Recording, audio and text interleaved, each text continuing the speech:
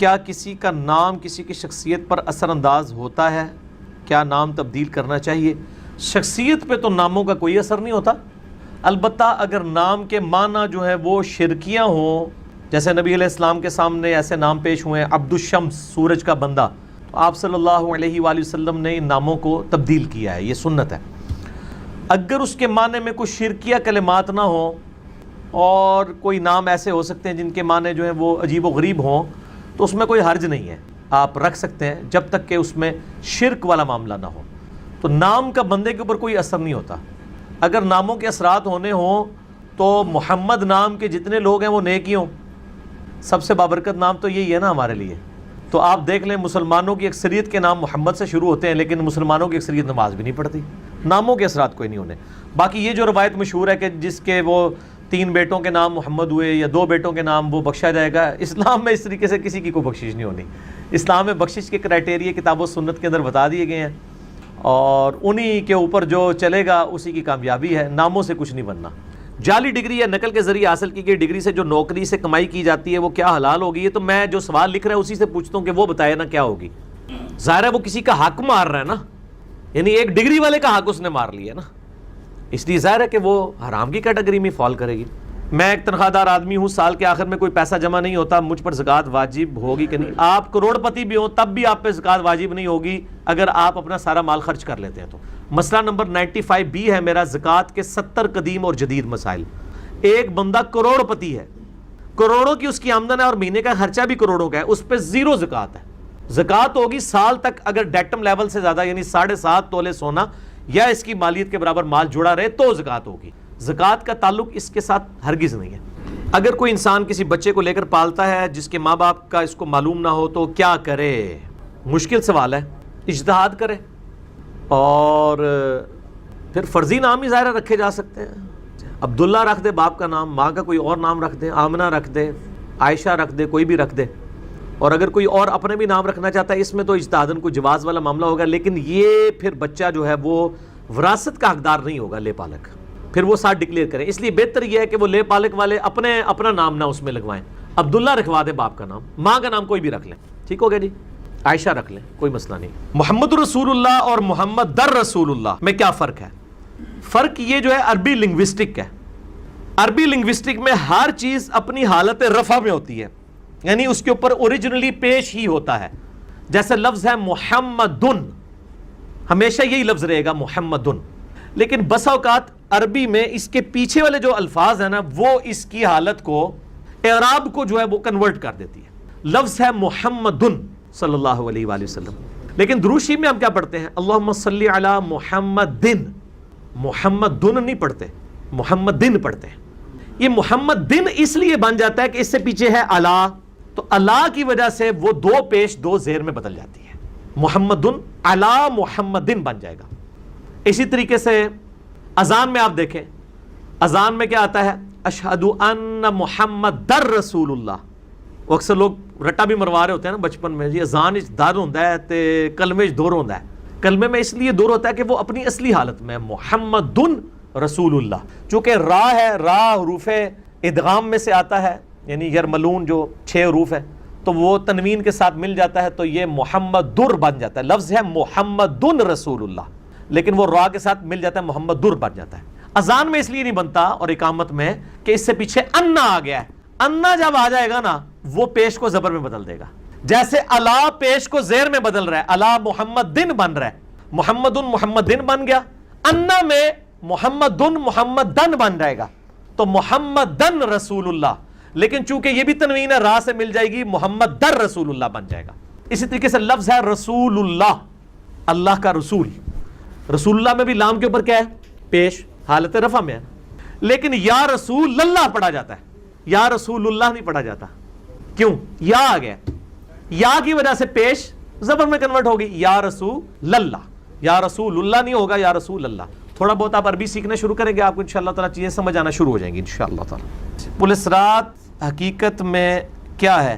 علماء کا فرمانا ہے کہ محشر کے روز ایک گناہگار ہوگا جس کو عبور کرنے والا شخص جنت میں، ایک گزرگاہ ہوگی جس کو عبور کرنے والا شخص جنت میں جائے گا، جبکہ دوسرے متفق کا کہنا ہے کہ موجودہ دنیا پولیس رات ہے اور اس میں کامیابی کا نام پولیس رات ہے۔ دوسرا گروہ تو بالکل جھوٹ بول رہا ہے، پل صراط کی حقیقت یوٹیوب پہ جا کے میرا کلپ لکھیں، ہزاروں لوگ دیکھ چکے ہیں۔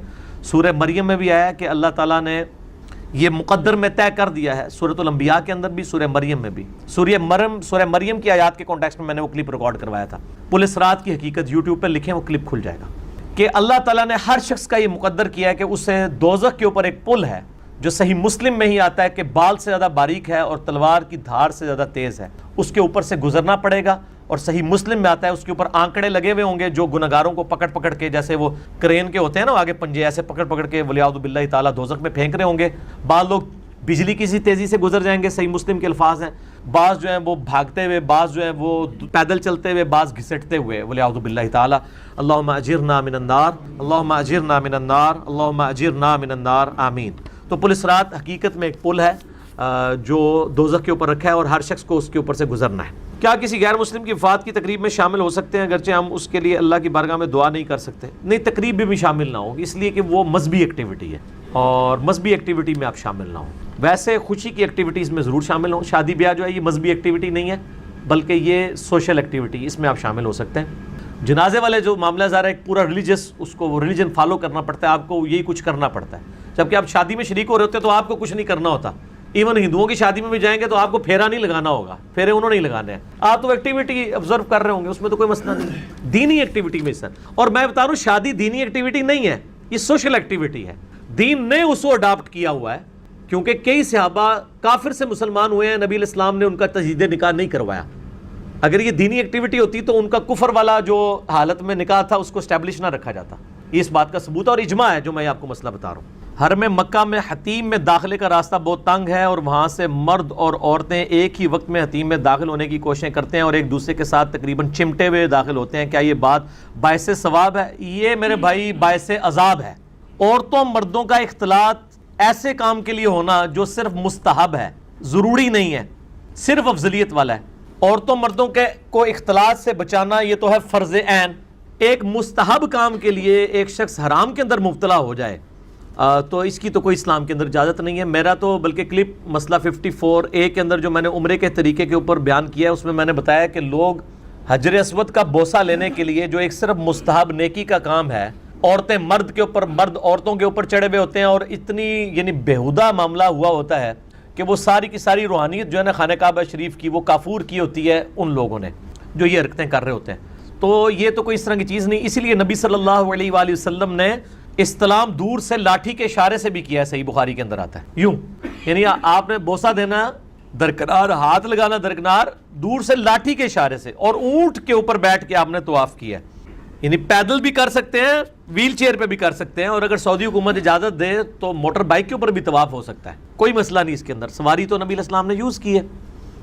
کل کو اگر یہ ایسی ٹرین چلا دیں طواف کعبہ کے لیے کہ جس کے اندر لوگ بیٹھ کے طواف کریں اور اس کے وہ چکر بنے ہوئے ہوں اس طرح کے، تو وہ سنت کے زیادہ قریب ہو جائے گا، کیونکہ نبی صلی اللہ علیہ وآلہ وسلم نے اونٹ پہ بیٹھ کے طواف کعبہ کیا۔ اب ہمارے تو اپنے معاملات لاد ہیں، یہاں تو لوگ پیدل حج کر کے خوش ہو رہے ہوتے ہیں، کہتے ہیں یہ سنت پوری کی ہے۔ نبی علیہ السلام نے تو پیدل حج کیا ہی نہیں، اور آج بھی آپ نے ایک ہی کیا، وہ بھی سواری کے اوپر کیا ہے۔ ہمارے اپنے کرائٹیریا ہیں معاملات کے اور لوگوں کے اپنے ہیں، تو حتیم کے اندر نہ جایا جائے، یا ایسے اوقات میں حتیم میں جائیں جس کے اندر رش نہیں ہوتا۔ فجر سے 2 گھنٹے پہلے آلموسٹ رش ختم ہوا ہوتا ہے، حج کے دنوں میں تو شاید اس وقت بھی نہ ختم ہوتا ہو، تو آپ اس ثواب کے پیچھے گناہ نہ اپنے نامہ اعمال میں داخل کریں۔ مرد و عورت کا اختلاط تو ہونا ہی نہیں چاہیے۔ ہم تو میرے بھائی ان چیزوں سے بچتے رہے ہیں، جتنی بار بھی گئے ہیں، اللہ کے فضل سے کوئی ضرورت نہیں کرنے کی۔ ایک عیسائی جس کا ہم کو پتہ نہیں کہ اس کے پاس اسلام کے بارے میں اس کا پیغام پہنچا ہے کہ نہیں، اس کے بارے میں دعا کر سکتے ہیں؟ آپ کو عیسائیوں کی اتنی فکر کیوں پڑی ہوئی ہے؟ آپ جنرل دعا کریں کہ اے اللہ جو لوگ بھی ایمان کی حالت میں دنیا سے گئے ہیں، اے اللہ ان کے لیے ان کی مغفرت فرما، اور اس میں صرف مسلمان شامل نہیں ہوں گے، وہ ایسے اہل ایمان بھی شامل ہوں گے جو فطرت پہ ہیں، جن تک دین کا پیغام نہیں پہنچا، ان کے لیے ایک توحید، ایک اللہ کو مان لینا کافی ہے، تو ان کو بھی دعا آپ کی خود بخود مل جائے گی، آپ کو ٹینشن۔ کیا نبی علیہ السلام قبر میں ہمارے درود و اسلام کو سنتے ہیں اور جواب دیتے ہیں؟ یہ روایت ہے لیکن بڑی کمزور ہے، اس میں آمش مدلس ہیں اور ان سے روایت کر رہے ہیں، سما کی تصریح نہیں ہے، اور ایک یہ جو روایت ہے اس میں تو مروان السدی جو ہے وہ کذاب راوی ہے۔ یہ حدیث لیتے ہیں سنن کبریٰ البیہقی سے اور حیات الانبیاء فی قبورہم سے، حالانکہ امام بیہقی نے ساتھ لکھا ہے کہ اس میں ایک جھوٹا راوی ہے جس نے یہ روایت بیان کی ہے کہ نبی علیہ السلام قبر مبارک پہ خود سلام سنتے ہیں، تو یہ روایت کے ساتھ ہی لکھا ہوا جھوٹی ہے۔ اور آپ کو اس پہ لطیفہ سنا دوں، میں نے حیات النبی پہ مسئلہ نمبر 5 ریکارڈ کروایا، اس میں میں نے لطیفہ سنایا ہے۔ عباس رضوی صاحب انٹرنیشنل لیول کے محدث ہیں، بریلوی مکتبہ فکر کے، انہوں نے کتاب لکھی ہے واللہ آپ زندہ ہیں، تقریباً کوئی 400-500 صفحوں پہ۔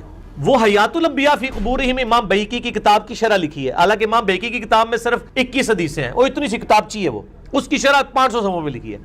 اس میں انہوں نے دیوبندیوں کو کہا کہ یہ حدیث ضعیف ہے، کہ نبی علیہ السلام نے فرمایا جو میری قبر پہ پڑھتا ہے میں خود سنتا ہوں، جو دور سے پڑھتا ہے مجھ تک پہنچا دیا جاتا ہے۔ عباس رضوی نے خود لکھا ہے کہ ضعیف ہے، کیوں؟ انہوں نے کہا ہمارا تو عقیدہ ہے نبی علیہ السلام دور سے بھی سنتے ہیں، اس لیے یہ حدیث ضعیف ہے۔